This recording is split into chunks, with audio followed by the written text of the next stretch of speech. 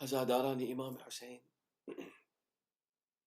امام حسین نے جب مدینے کو چھوڑا ہے 28 ذی الحج تھی، امام علیہ السلام نے مدینے کو چھوڑا، 3 شعبان کو امام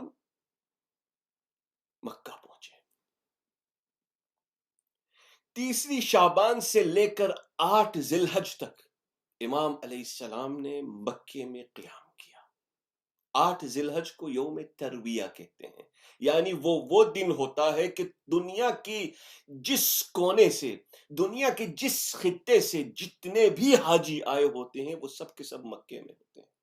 امام کے کانوں میں آواز آ گئی تھی کہ یزید اس خانہ کعبہ کے اطراف کو نجس کرنا چاہتا ہے۔ حسین نہیں چاہتے تھے، حسین نے اپنی نیت کو بدل کے عمرے کی نیت میں تبدیل کیا، اور امام علیہ السلام نے اپنا راستہ اختیار کیا اور عراق کی طرف چلے گئے۔ اس کے درمیان امام کو بہت خطوط آئے، بہت خط آئے مدینے سے، مدینے کے لوگوں نے امام کو خط لکھے، یا ابن رسول اللہ آپ کا فراق ہم سے برداشت نہیں ہوتا، آپ پھر مدینہ لوٹ آئیے۔ مگر امام نے اپنا عزم کر لیا تھا، امام نے مدینے کو چھوڑنے کا عزم کر لیا تھا، امام نے عراق جانے کا عزم کر لیا تھا۔ ایک مقام پہ محمد ابن حنفیہ امام کے پاس آئے اور امام سے کہا، ابن رسول اللہ کیوں جا رہے ہیں آپ؟ یعنی روکنے کی کوشش کی امام کو، کیوں جا رہے ہیں؟ تاریخ میں امام کے کچھ الفاظ ملتے ہیں، فرمایا شاء اللہ ان یرانی قتیلا، اللہ نے چاہا ہے کہ حسین کو مقتول دیکھے۔ فرمایا تو بیویوں کو کیوں لے جا رہے ہیں؟ فرمایا شاء اللہ ان یراہن سبایا، خدا نے چاہا ہے کہ ان کو اسیر دیکھے، اس لیے کہ شام میں جا کے زینب کو اسیر ہو کے یزید کا پول کھولنا، مگر حسین زینب کو نہیں چھوڑ سکتے۔ عزاداران امام حسین، سفر تیار ہوا، مصائب کو مختصر کرتے ہوئے سفر تیار ہوا، امام علیہ السلام عراق کی طرف چلے گئے۔ راستے میں امام کو جناب مسلم ابن عقیل کی شہادت کی خبر ملی، امام نے گریہ کیا، مسلم کے سلام کا جواب دیا۔ اب امام آگے بڑھ رہے ہیں، امام کے راستے کو روکا گیا، حر نے امام کے راستے کو روکا، اور امام اب ایسی جگہ پہ جا رہے ہیں جہاں امام کو خود علم ہوگا مگر قافلے کو علم نہیں ہے کہ امام جا رہے ہیں۔ ایک مرتبہ یہ قافلہ ورود کربلا میں وارد ہوا۔ جب یہ قافلہ کربلا میں وارد ہوا، عزاداران امام حسین، جب یہ کربلا میں قافلہ وارد ہوا تو کہتے ہیں کہ امام کا جو ذوالجناح تھا، امام کا جو گھوڑا تھا، امام کی جو سواری تھی وہ رک گئی۔ امام نے چاہا کہ سواری کو آگے بڑھائیں مگر سواری آگے نہیں بڑھی۔ ابو الفضل عباس، کتنی مرتبہ امام نے کوشش کی مگر سواری آگے نہیں بڑھی۔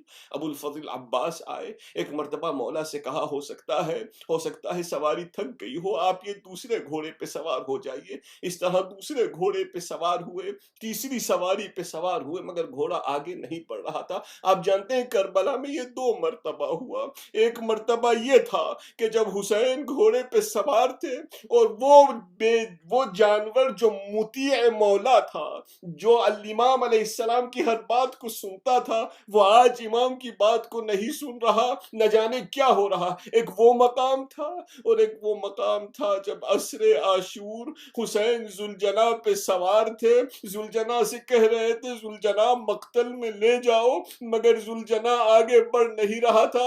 اس مقام پہ یہ تھا کہ سکینہ گھوڑے کی سموں سے لپٹی ہوئی تھی، اے ذوالجناح میرے بابا کو نہ لے جاؤ۔ حسین ایک مرتبہ جب گھوڑا آگے نہ بڑھا، امام علیہ السلام نے آواز دی، اے بنو اسد کون ہے؟ یہ کیا بات ہے؟ میرا گھوڑا آگے نہیں بڑھ رہا، آؤ مجھے بتاؤ، اس زمین کے کچھ نام بتاؤ اس جگہ کو کیا کہتے ہیں؟ کسی نے غادریہ کہا، امام نے کہا کچھ اور نام بھی ہے، کسی نے کہا اس کو شط الفرات بھی کہتے ہیں، امام نے کہا کوئی اور نام ہے، کسی نے کہا ناصریہ کہتے ہیں، کسی نے کہا کہا القمی کہتے ہیں. تمام نام آتے گئے, امام پوچھتے گئے اس کے علاوہ کوئی نام ہے؟ ایک مرتبہ کسی نے کہا اس زمین کو کرب و بلا کہتے ہیں, اس کو کربلا بھی کہتے ہیں. جب امام علیہ السلام نے یہ جملہ سنا کہ اس کو کربلا کہتے ہیں تو امام نے عباس کو آواز دی, عباس انزلو, عباس قافلے کو یہیں ٹھہراؤ, خیمے نصب کر دو, یہ وہی جگہ ہے جہاں ہم لوگوں کو پہنچنا ہے. بس عزادارہ نے امام حسین عباس نے خیمے نصب کرنا شروع کیے. عباس خیمے نصب کر رہے ہیں. امام ایک مرتبہ بنو اسد کے قافلے کے مردوں کو بلاتے ہیں اور کہتے ہیں میں اس زمین کو خریدنا چاہتا ہوں. فرمایا مولا آپ ہمارے مہمان ہیں, جب تک آپ رہنا چاہیں آپ اس زمین میں رہ سکتے ہیں. فرمایا نہیں, اس زمین کو میں خریدنا چاہتا ہوں. بازار کے اندر جو بھی اس کا دام تھا امام علیہ الصلوۃ والسلام نے اس کے دام کو ادا کیا. وہ ادا کرنے کے بعد اور پھر اس زمین کو ہبہ کر دیا. مولا نے اس زمین کو پھر دوبارہ دے دیا اور کہا میری بس 2 شرطیں ہیں. کہا کیا شرط ہے مولا؟ فرمایا عصر عاشور کے بعد کچھ دن ہم مہمان رہیں گے, اس کے بعد ہم سب قتل ہو جائیں گے. مردوں کو بلا کے کہا جب ہم قتل ہو جائے تو تم ہمارے لاشوں کو, ہمارے بے سر لاشوں کو, ہمارے عریان لاشوں کو دفن کر دینا. اس کا وعدہ چاہتا ہے حسین. بنو اسد کے قافلے کے مردوں نے وعدہ کیا.